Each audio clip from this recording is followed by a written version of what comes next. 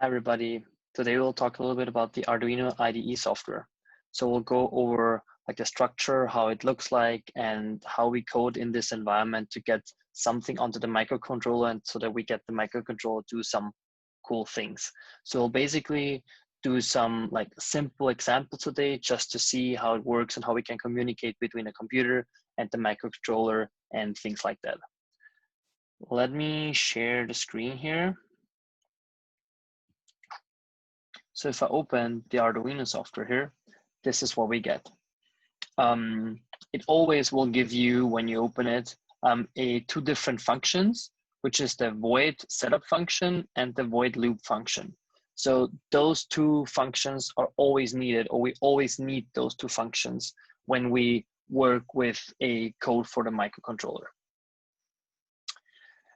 As explained here, the setup function is here to just run once. So everything is in this function, and within this function means it has to be between this and this code bracket. Everything that's in there will run in the very beginning when you start the microcontroller, and it will run once.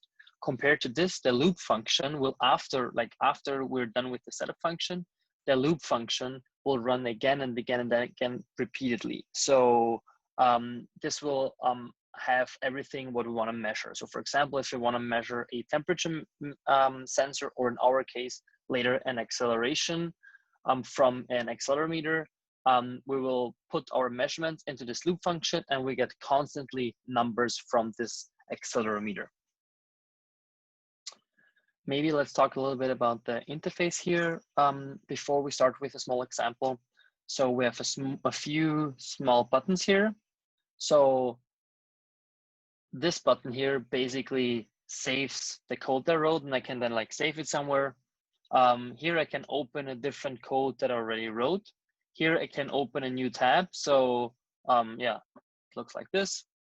And then those two are probably the most important buttons that we'll have when we write the code. So here we can verify the code, which means if we click here, it compiles the sketch and it will give you some information here, like how much of the storage it will need and so on. And as long as nothing is read here, this means that your code will work in some kind of way. So it will be possible to upload this code. And then with this button here, you can then connect your microcontroller via USB to your computer and upload this kind of code to your microcontroller, but we'll get to this a little bit later. And this button here is also going to be a very important button that we'll use again and again during our course. So it's going to open the serial monitor. The serial monitor is your communication center with the microcontroller. So this means that whenever you want to send some, or like the code tells the microcontroller to send some data to the computer, it will send it to the serial monitor. For example, when you're measuring the temperature, or in our case later, some acceleration data, you always want to like save this data somewhere. One possibility is to save it on a micro SD card, but I will talk about this a little bit later. Another possibility is to directly connect it with the USB cable with your computer and then send the data directly to our computer. And this data will then always arrive at the serial monitor. Maybe we should just do a small example to see how this works. So to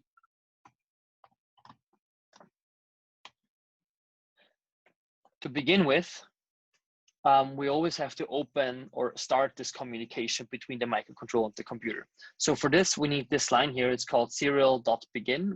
This means it will begin it. We will begin the communication here. Again, as I mentioned before, everything that just needs to happen once will happen in the setup function. So that's why I'm starting this communication I'm starting the serial begin in the setup function. This here, the 9600, is also going to be very important because that's the baud rate.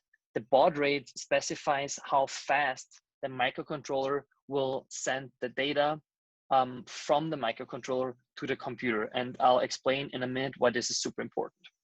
Let me turn on the camera over here. And before we go on, let's also add another line here, which is called serial.println.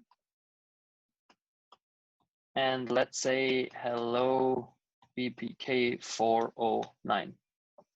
So since we have now started the serial communication, we can now also tell the microcontroller to send something to the communication center, the serial monitor.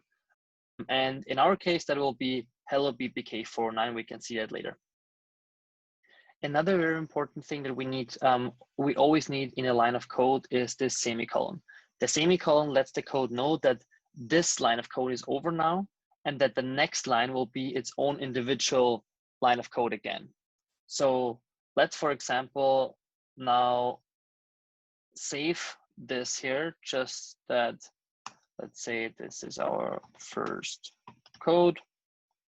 Let's save this. So the first time you want to verify the code, you always have to save it. So now I verified it, everything works. We could now upload this code to our microcontroller. But let's also try to leave this semicolon out, and let's see what happens to the code. So now it will give us an error because something is missing, because this line here doesn't really work without a semicolon here. So that's why we always need the semicolon, okay? Cool, and now we have our very first code. So let's now connect the cable to the microcontroller. Once it's connected, it also has to be connected on the other side of the computer, obviously. So once it's connected now, it will light up. So first, before we upload our code to the microcontroller, let's check if everything is fine here. So let's just see, we need to be connected to the Arduino Uno.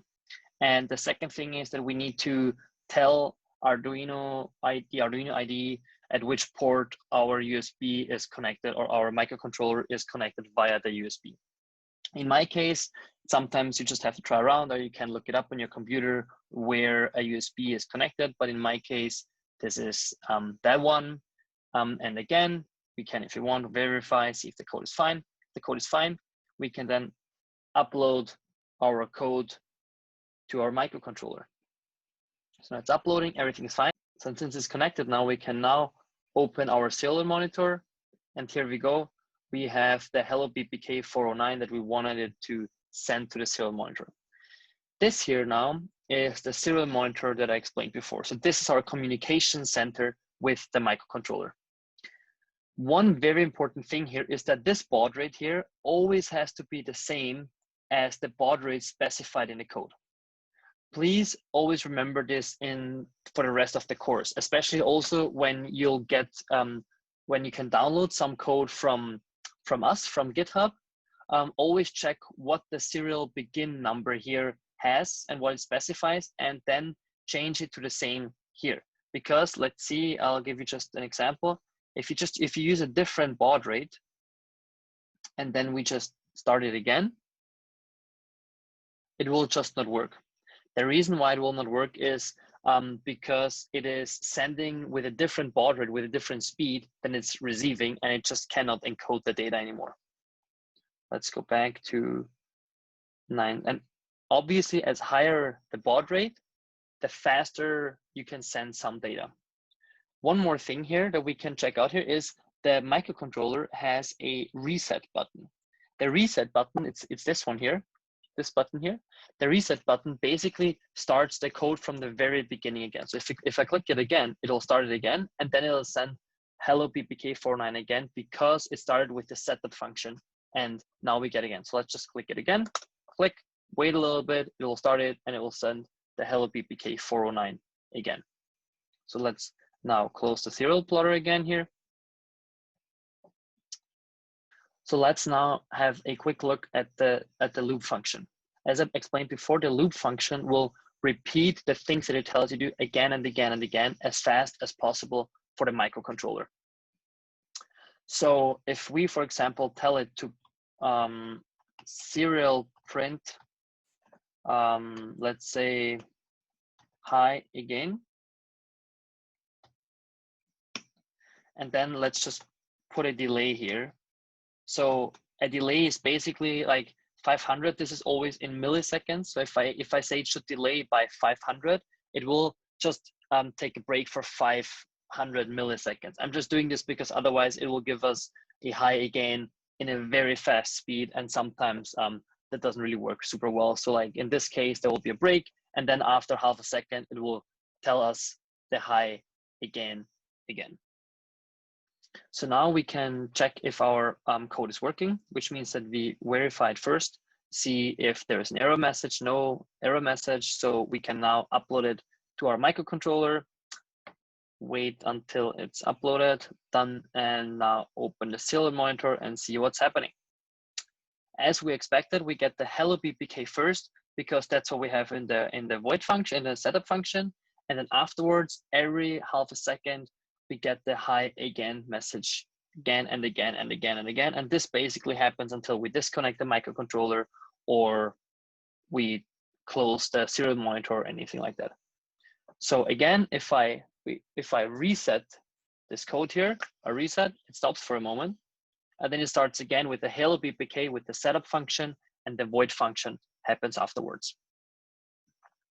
So now I would like to go a little bit over the example codes that Arduino offers that we can use without even having to write any line of code.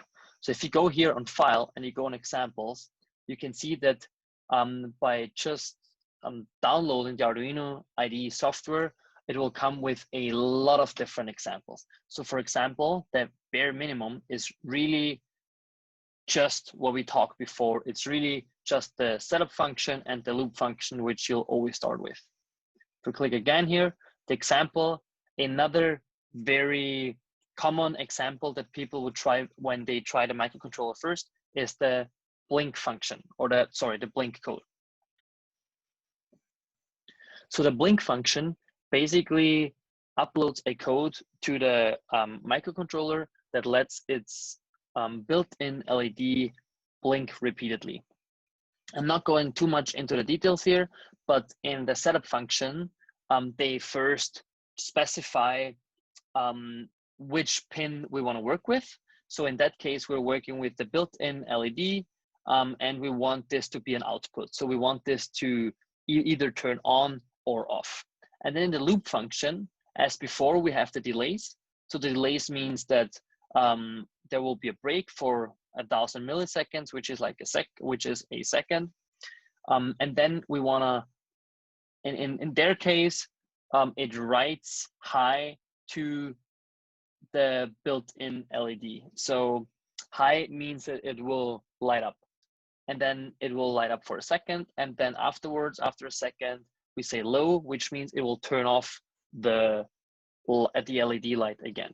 So we can verify if everything is working here. Yes. So now let's upload the code here and let's see what happens.